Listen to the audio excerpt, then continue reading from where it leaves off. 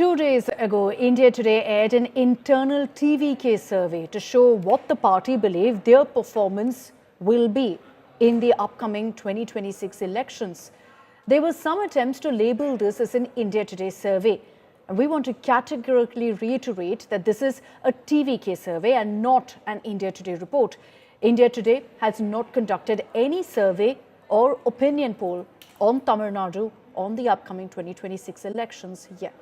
தாவேகா வரக்கூடிய சட்டமன்ற தேர்தல்ல 30% அதிகமான ஒரு வாக்குகளை வாங்க போறாங்க, அவங்களுக்கு மக்களுடைய ஆதரவு இருக்கிறது அப்படின்னு சொல்லி இந்தியா டுடேவே ஒரு சர்வே வெளியிட்டாங்க பாருங்க அப்படின்னு சொல்லிட்டு தாவேகா கட்சியை சேர்ந்த முக்கிய நிர்வாகிகள் உட்பட பலருமே வந்துட்டு பரப்பிக்கிட்டு இருந்தாங்க. திடீர்னு பாத்தீங்கன்னா இந்தியா டுடே இது வரைக்கும் இப்படியான ஒரு செய்திகளை வெளியிட்டதே கிடையாது.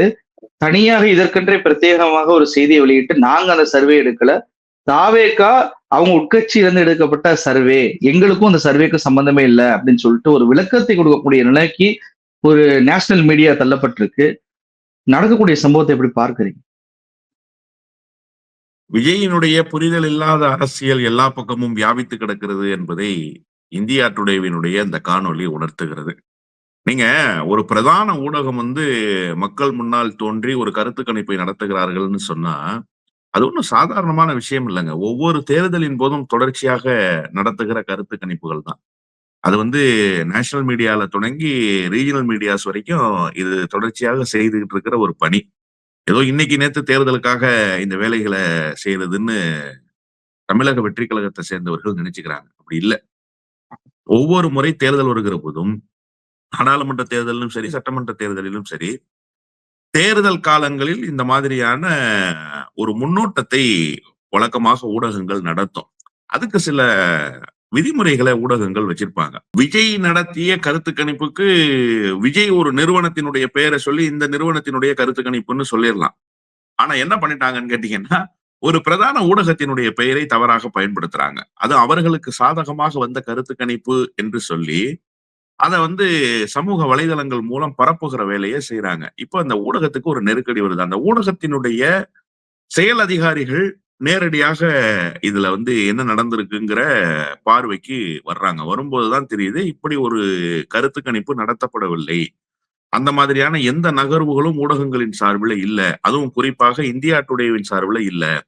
அப்ப இது யார் செய்தது அப்படின்னு பார்க்கும்போது, விஜயே ஒரு டீம் ஃபார்ம் பண்ணி அந்த ஆதவ் அர்ஜுன் போன்றவர்கள் அவர்களுடைய மேற்பார்வையில செய்திருக்கிறாங்க. இதுல இன்னும் அதிர்ச்சிக்குரிய செய்தி என்ன அப்படின்னு சொன்னா, அந்த கருத்து கணிப்பையாவது முறையா நடத்தியிருக்காங்களா அப்படின்னு சொல்லி அந்த ஊடகம் ஒரு ஆய்வு நடத்துறாங்க. அப்ப என்ன தெரிய வருது அப்படின்னு சொன்னா, கருத்து கணிப்பே சுத்தமா நடத்தப்படலை. விஜய் நடத்தினதாக சொல்லப்படுகிற கருத்து கணிப்புன்னு ஒரு செய்தியை சொல்லிட்டாங்க. ஏன்னா கருத்து கணிப்பே நடத்தப்படலைன்னு சொல்லிடக்கூடாது இல்லையா? அது இன்னும் ரொம்ப தப்பா போயிடுமே அப்படிங்கிறதுனால கொஞ்சம் அவர்களுக்கு ஒரு அரசியல் கட்சி என்கிற அந்த நிலையிலிருந்து அந்த அணுகுமுறையை ஊடகம் கையில் எடுக்கிறாங்க. ஆனா குறிப்பா எந்த விதமான கருத்து கணிப்பும் நடத்தப்படவே இல்லை. கருத்து கணிப்பை நடத்தாமல் 30% வாக்கு இருக்கிறது, 30% வாக்கு வங்கி இருக்கிறது என்று சொல்லி நடத்தப்படாத கருத்து கணிப்பை நடத்தப்பட்டதாக சொல்லி அதற்கு இந்தியா டுடேவினுடைய பெயரை சூட்டியது என்பது இந்தியா டுடே எப்படி ஏற்பாங்க? நிச்சயமா ஏற்க மாட்டாங்க. நீங்க ஊடகங்களினுடைய பெயரை சொல்லி ஸ்லைடு போடுறதே ஊடகங்கள் ஏற்க மாட்டாங்க. நம்ம நிறைய பார்த்திருக்கோம். அந்த ஃபேக் நியூஸ்ன்னு போட்டு நிறைய செய்திகளை அதுக்கப்புறம் ஊடகங்கள் மறுக்கும். எங்க சார்பில் அந்த ஊடகத்திலிருந்து எந்த செய்தியும் அப்படி வெளியிடல அப்படின்னு சொல்லி. அந்த மாதிரி ஒரு கருத்து கணிப்பையே போலியாக நடத்தி என்ன சிக்கல் இருக்குன்னா, ஒருவேளை விஜயவே இதை வச்சு ஏமாத்திருக்காங்களோ அப்படிங்கிற கேள்வி இதன் மூலமா எழுது. இது கட்சிக்கு அவமானம் இல்லையா?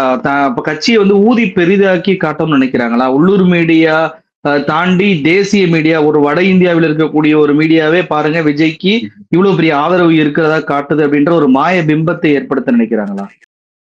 நிச்சயமா நீங்க என்ன பார்க்கணும் அப்படின்னு சொன்னா, இது ஒரு கட்சிக்கு அவமானம்ன்றதை தாண்டி தேர்தல் நேரத்துல இது ஒரு கட்சிக்கு ஒரு பின்னடைவை ஏற்படுத்தும். நீங்க ஒரு ஊடகத்தினுடைய பெயரை தவறாக பயன்படுத்துறதுன்றது இருக்குல்ல, அது தொடர்ச்சியாக எல்லா ஊடகங்களிலும் எதிரொலிக்கும். இது வெறும் இந்தியா டுடேவினுடைய பிரச்சனைன்னு நீங்க பார்க்க கூடாது.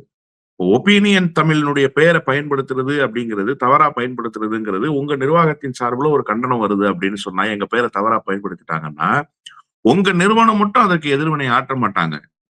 ஒட்டுமொத்த ஊடகத்துறை சார்பில் அதற்கு எதிர்வினை ஆற்றுகிற ஒரு சூழல் வரும்ல. இந்த நெருக்கடிக்கு இப்ப நீங்க ஆளாயிருக்கீங்கன்னு சொல்றேன். அதான் இப்ப எனக்கு ஒரு சின்ன ஐயப்பாடு என்ன எழுது அப்படின்னு சொன்னா, விஜய்க்கே தெரியாமல் இப்படி நடந்திருக்கிறதா? விஜயை ஏமாற்றி விட்டார்களா? என்கிற கேள்வி இங்கிருந்து எழுது. ஏன்னா விஜய் வந்து இந்த ஊடகங்கள் குறித்தோ, ஊடகங்களில் வெளியாகிற செய்தி குறித்தோ எந்த புரிதலும் இல்லாமல் தான் அரசியலில் நகர்ந்து கொண்டிருக்கிறார். அன்றாட செய்திகளை கூட அவருக்கு வந்து பாட்டில் ஃபீட் பண்ண வேண்டிய கட்டாயத்துல தான் விஜய் இருக்கார். விஜய் தேடி சென்று காலையில அச்சு ஊடகத்தில் வந்திருக்கிற செய்தி, அன்றாடம் காட்சி ஊடகத்தில் வருகிற செய்தி, இவை எல்லாவற்றையும் பார்க்கிறாரா அப்படின்னு கேட்டா, நிச்சயமாக அவருக்கு அந்த மாதிரியான ஒரு பார்வையோ, அணுகுமுறையோ இல்ல. அவர் என்ன செய்றாருன்னா, யாராவது கொண்டு வந்து செய்திகளை கொடுக்கிறார்கள்ல நிகழ்ச்சிகளுக்கு 2 நாட்களுக்கு முன்பாக, நிகழ்ச்சிகளுக்கு 1 நாட்களுக்கு முன்பாக, அதை வைத்துக் கொண்டு தான் அவர் என்ன செய்யணும், என்ன பேசணும் அப்படிங்கிறத அதுக்கு ஒரு பாட்டில் ஃபீட் பண்ணும்போது, இப்ப இது 2ம் சேர்ந்து கொடுக்கப்படுகிற செய்தி, அவர் பேச வேண்டும் என்று சொல்கிற செய்தி, இவை 2யும் வைத்துக்கொண்டு அவர் ஒரு திரைத்துறையில் எப்படி வசனத்தை பேசினாரோ, அதுபோல வந்து மேடையில் வசனத்தை பேசுகிறார். இப்ப எந்த புரிதல் இல்லாமல் இருந்ததினுடைய வெளிப்பாடு தான், இவ்வளவு பெரிய ஊடகத்தின் முன்னால் அந்த கட்சிக்கு ஒரு மிகப்பெரிய அவமானம் நேர்ந்திருக்கிறது என்றுதான் நான் பார்க்கிறேன்.